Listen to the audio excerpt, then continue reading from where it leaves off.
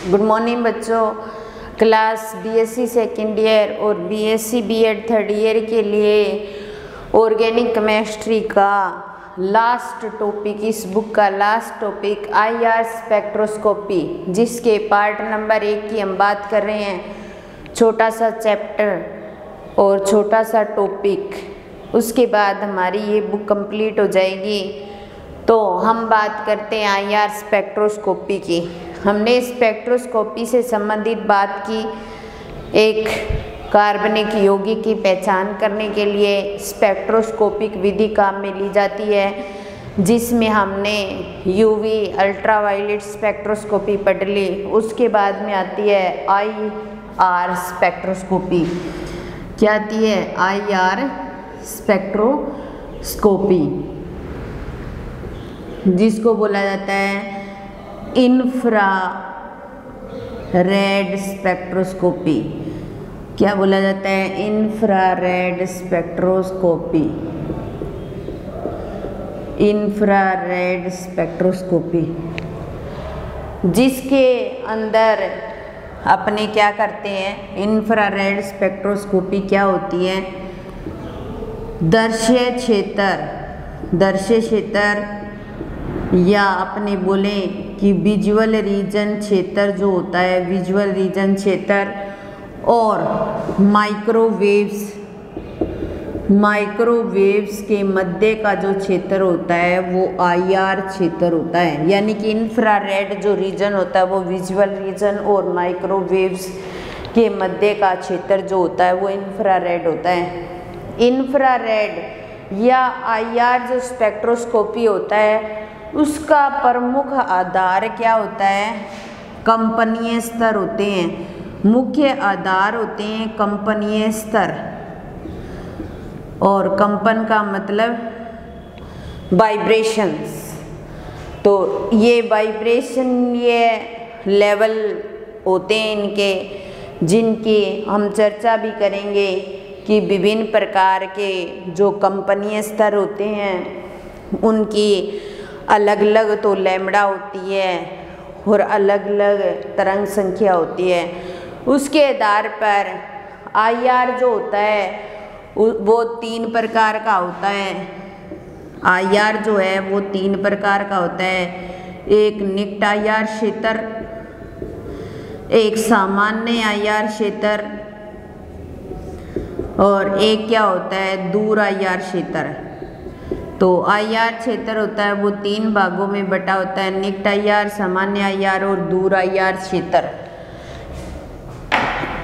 जिनको हम लैम्बडा या तरंग संख्या के आधार पर लिख करके अच्छे से शो करेंगे।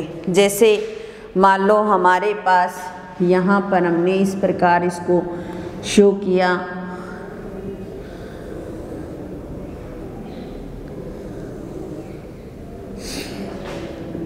ये क्या होती है? तरंग दैर्ध्य होती है, वेवलेंथ, जिसको हमने लैम्बडा से शो किया है। ठीक है। और यहाँ पर क्या होती है? तरंग संख्या होती है। क्या होती है? तरंग संख्या। ये इनके 3 क्षेत्र हो गए। ये तो क्या हो गया? निकट आईआर क्षेत्र हो गया, निकट आईआर। और ये क्या हो गया? सामान्य आईआर क्षेत्र, सामान्य आईआर। और ये क्या हो गया? दूर आईआर। ये क्या हो गया? दूर आईआर। तो निकट आईआर क्षेत्र, सामान्य आईआर क्षेत्र और दूर आईआर क्षेत्र, ये तरंग दैर्ध्य और ये तरंग संख्या, जिसको इस तरीके से शो करता है। वैसे भी तरंग संख्या 1 लैम्बडा के बराबर होती है। जहाँ लैम्बडा बढ़ेगी वहाँ तरंग संख्या का मान कम हो जाएगा, जहाँ तरंग संख्या बढ़ेगी वहाँ लैम्बडा का मान बढ़ जाएगा। तो लैम्बडा की अगर हम बात करते हैं तो ये 0.8 से 2.5 म्यू तक का क्षेत्र होता है। ये 2.5 म्यू से 15 म्यू तक का क्षेत्र होता है। और ये 15 म्यू से 200 म्यू तक का क्षेत्र किसका होता है?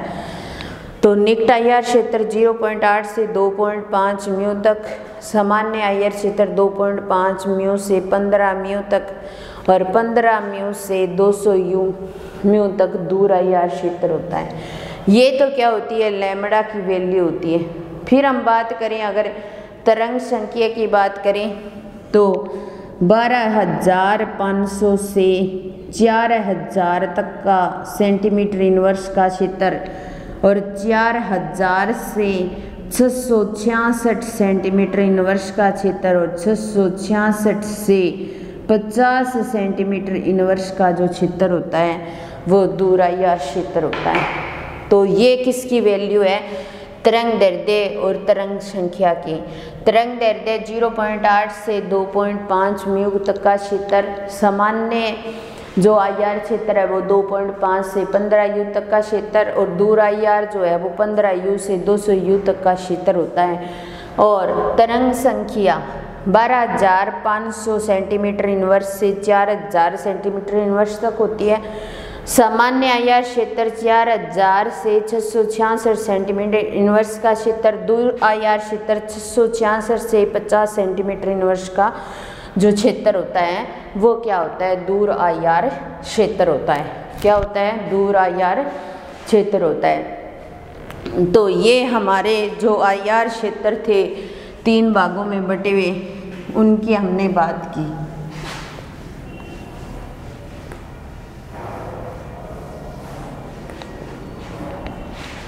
उसके बाद में अगला टॉपिक आता है आणविक कंपन। अगला टॉपिक आता है आणविक कंपन। आणविक कंपन, आणविक कंपन या फिर इसको बोला जाता है मोलिक्यूलर वाइब्रेशंस। मोलिक्यूलर वाइब्रेशंस,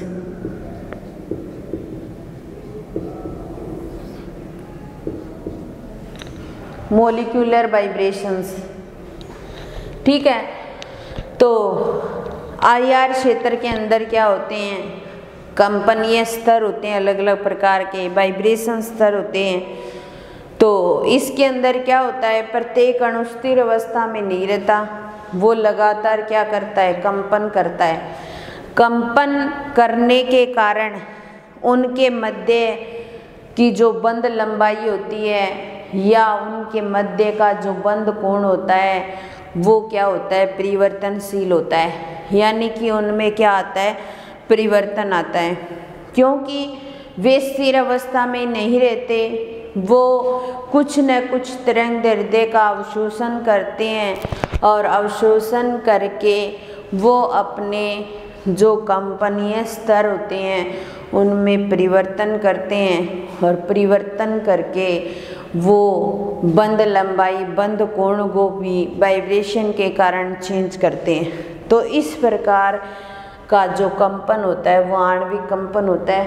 मुख्यतः इस कंपन को 2 भागों में बांटा जाता है। एक होता है तनन कंपन और एक होता है बंकन कंपन। बंकन कंपन, तनन का मतलब स्ट्रेचिंग वाइब्रेशंस, बंकन का मतलब बेंडिंग वाइब्रेशंस। तनन का मतलब स्ट्रेचिंग और वाइब्रेशन का मतलब बेंडिंग, बंकन का मतलब बेंडिंग। तो जो तनन कंपन होता है ये भी फिर आगे 2 प्रकार का होता है। सममितीय तनन कंपन, सममितीय तनन कंपन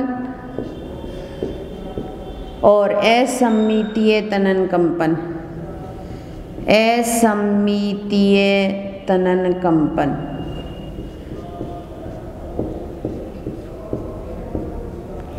दो प्रकार का कंपन हो जाएगा।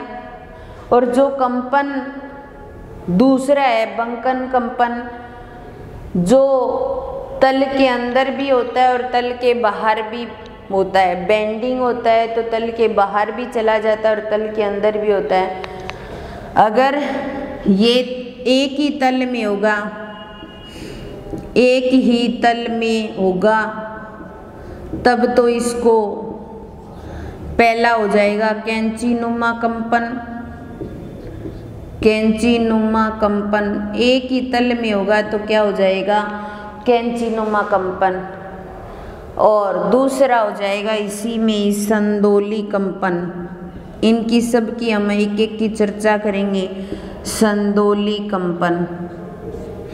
और अगर ये तल से बाहर चला जाता है तो अगर तल के बाहर होता है, तल के बाहर,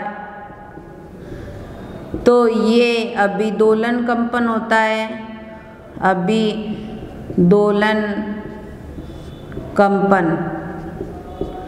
और दूसरा होता है व्यावर्त कंपन।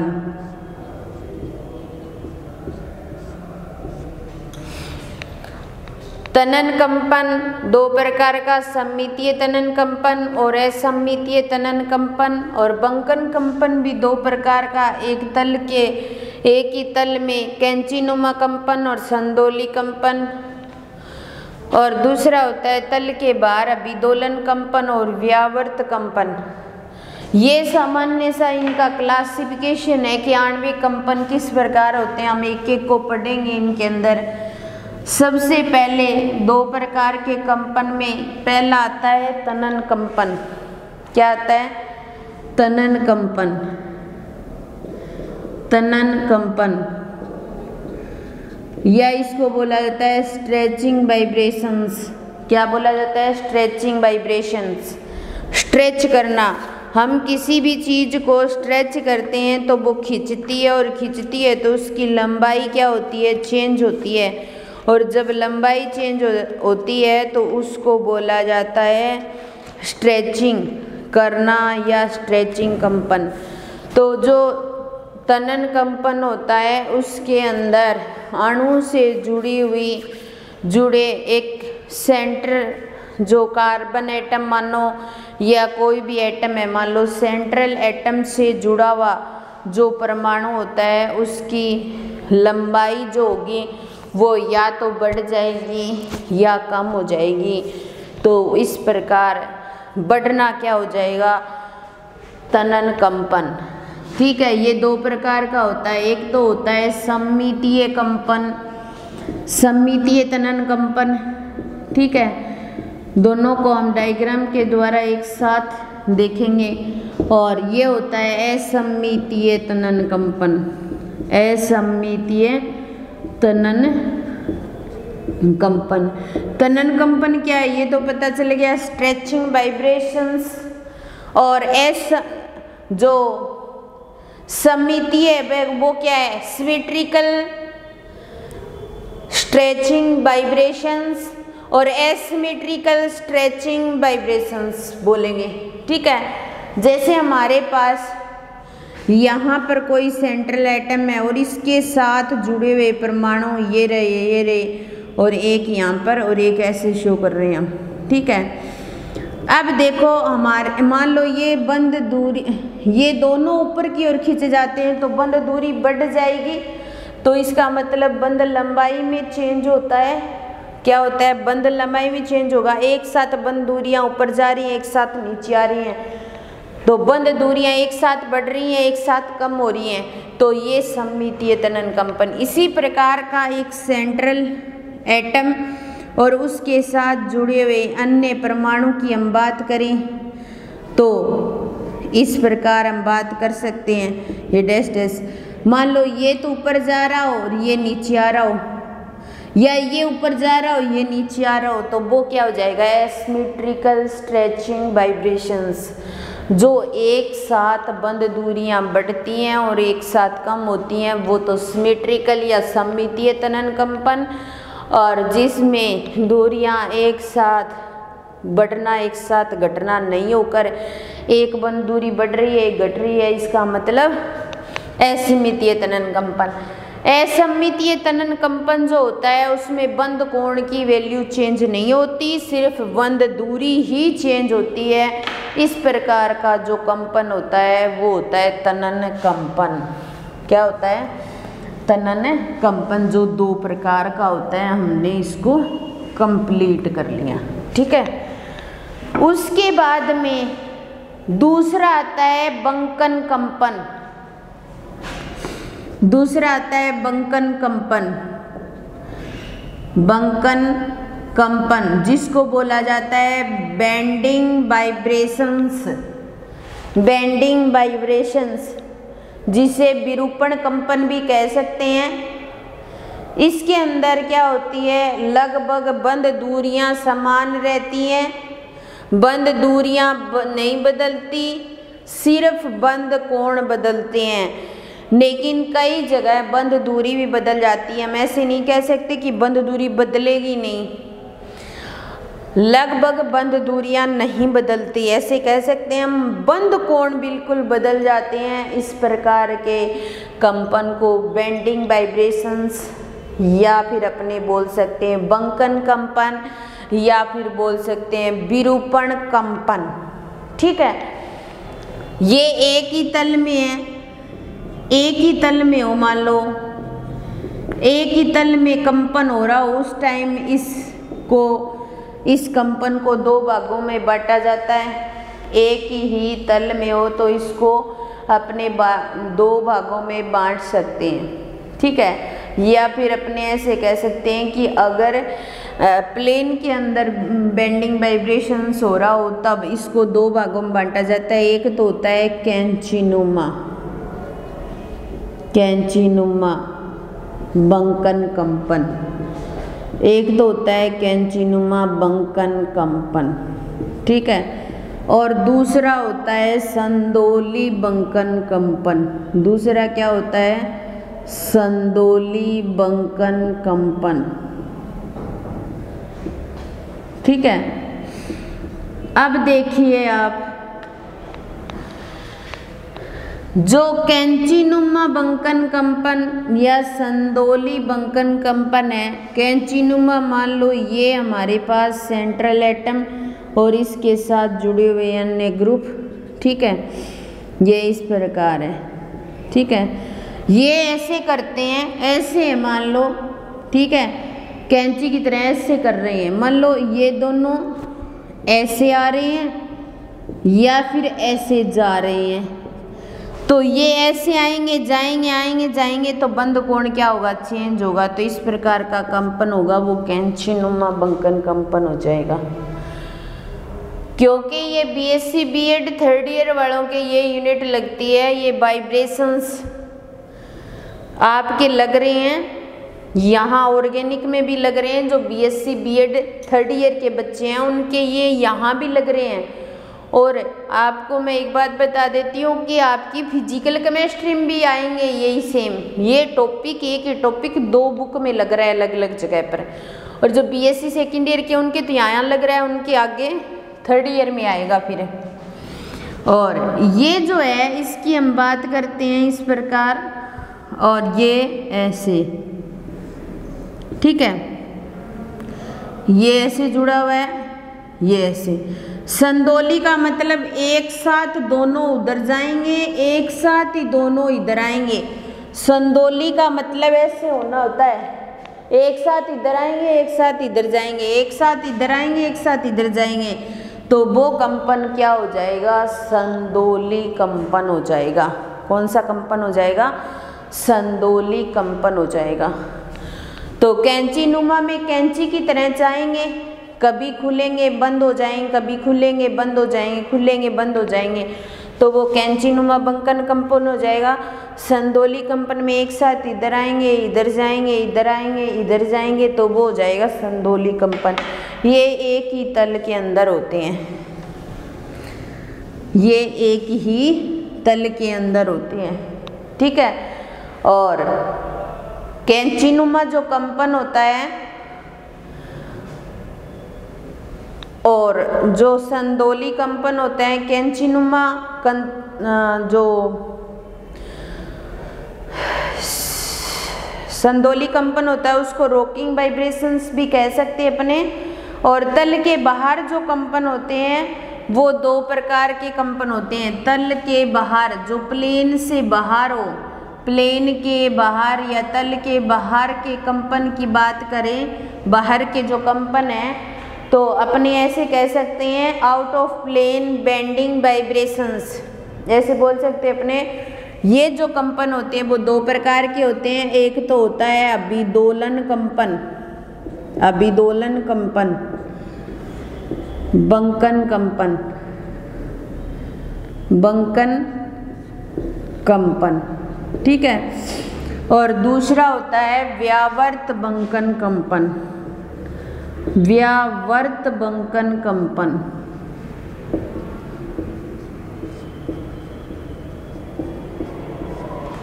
एक तो होता है विदोलन बंकन कंपन, एक होता है व्यावर्त बंकन कंपन, ठीक है। अभिदोलन जो कंपन होता है इसको बोला जाता है बेजिंग वाइब्रेशंस, और जो व्यावर्त कंपन होता है उसको बोला जाता है ट्विस्टिंग वाइब्रेशंस या ट्विस्टिंग बेंडिंग वाइब्रेशंस। इसको क्या बोला जाएगा? Beijing bending vibration, twisting bending vibrations, ठीक है। विदोलन कंपन, इसके अंदर बंद कोण जो होते हैं वो चेंज हो जाते हैं। तो विदोलन जो कंपन होता है ये सेंट्रल एटम इसके साथ ये जुड़े हुए हैं इस प्रकार, यहाँ पर ये ऐसे आ जाएंगे, ये तल के बाहर आ गए, तल इनका ये था, ठीक है, ये तल के बाहर आ गए तो विदोलन कंपन। इसके अंदर क्या होता है इस प्रकार, और ये इस प्रकार जुड़ा हुआ है। एक तो क्या करेगा ऐसे आ जाएगा और एक ऐसे आ जाएगा, तो ये भी क्या होते हैं तल के बाहर होते हैं, ट्विस्टिंग करेंगे, ठीक है ना। तो इस प्रकार के जो कंपन होते हैं वो क्या होते हैं तल के बाहर, अभिदोलन बेंडिंग वाइब्रेशन और व्यावर्त यानी ट्विस्टिंग बेंडिंग वाइब्रेशंस। ये हमारे जो आणविक कंपन थे वो कंप्लीट हो गए, यानी कि जो वाइब्रेशंस हैं वो अपनी मॉलिक्यूलर वाइब्रेशन दो प्रकार की थी, तनन कंपन और बंकन कंपन। तनन का मतलब स्ट्रेचिंग, स्ट्रेच होना, और बेंडिंग का मतलब बेंड होना। स्ट्रेच में बंद लंबाई बदलती है और बेंडिंग में बंद कोण की वैल्यू बदलती है। तो तनन कंपन फिर आगे दो प्रकार के थे, सममितीय तनन कंपन जिसके अंदर बंद लंबाई एक साथ बढ़ती है और एक साथ कम होती है, और जो असममितीय तनन कंपन थे उसमें बंद लंबाई एक बढ़ती है एक कम होती है। और बेंडिंग वाइब्रेशंस तल के ऊपर कैंचीनुमा और संदोली थे। कैंचीनुमा कैंची की तरह चलते हैं तो बंद कोण चेंज हो जाता है। संदोली कंपन एक साथ इधर जाना और एक साथ इधर जाना, संदोली कंपन। अभिदोलन कंपन में ये अपने क्षेत्र से बाहर चले जाते हैं, व्यावर्त कंपन में भी अपने क्षेत्र से बाहर चले जाते हैं। इसके साथ ही हमारा आणविक कंपन कंप्लीट हो गया। बाकी हम नेक्स्ट क्लास में करेंगे। आज की क्लास यहीं समाप्त करते हैं। धन्यवाद।